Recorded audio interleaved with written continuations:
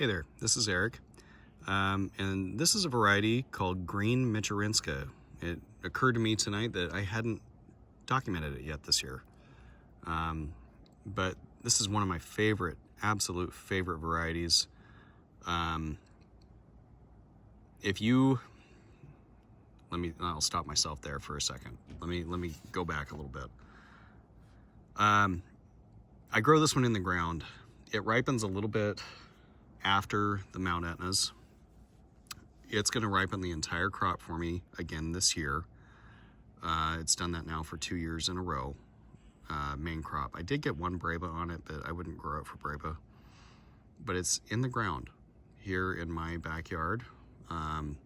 Not specifically a microclimate, but it's at the top of my hill, so above the water table. It's growing next to my DTE and my Roja. The figs on it this year are kind of small compared to what I normally get. I'm not sure why that is, other than lack of water. It's probably got something to do with it.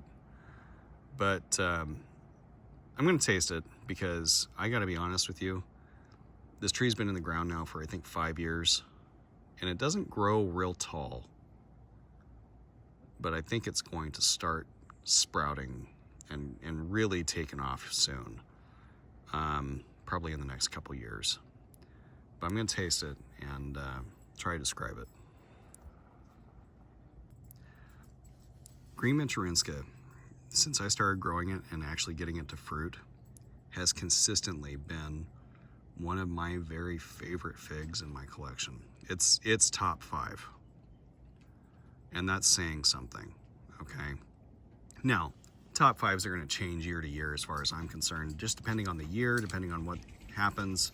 You know, I'm experimenting with a bunch of trees, so, you know, they're not always going to, you know, stay in the top 5. They're going to get supplanted by something else, right? This one, as far as flavor, this year, even though these are tiny figs, for flavor, they have jumped up another level. This year, these have been every bit as good as Coldadom, whatever. Not as sweet. They're not as sweet as a Coldadom. There's a fruit punch, berry punch flavor to these that is just out of this world. And that's not hyperbole. They've got some acidity to them. They are just a fantastic fig, even though they're small. I don't mind small figs if they taste good. Small figs that don't taste good are still figs that don't taste good, right? I can see why this one would do well in wet climates.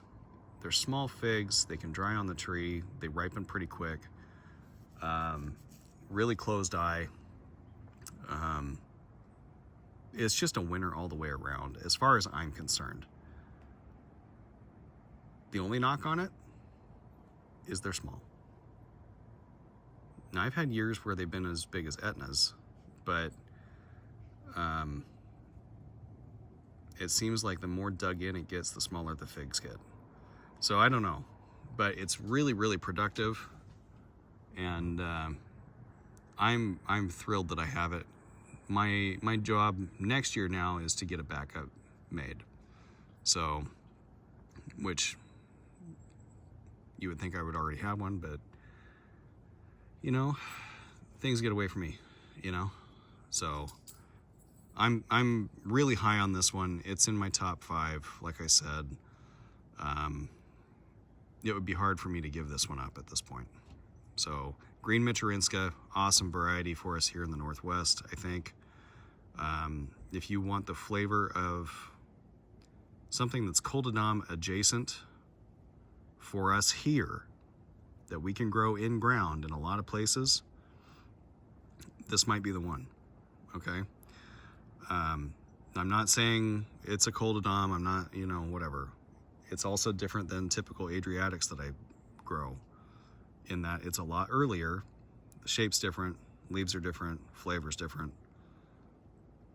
It's just a really, really good fig.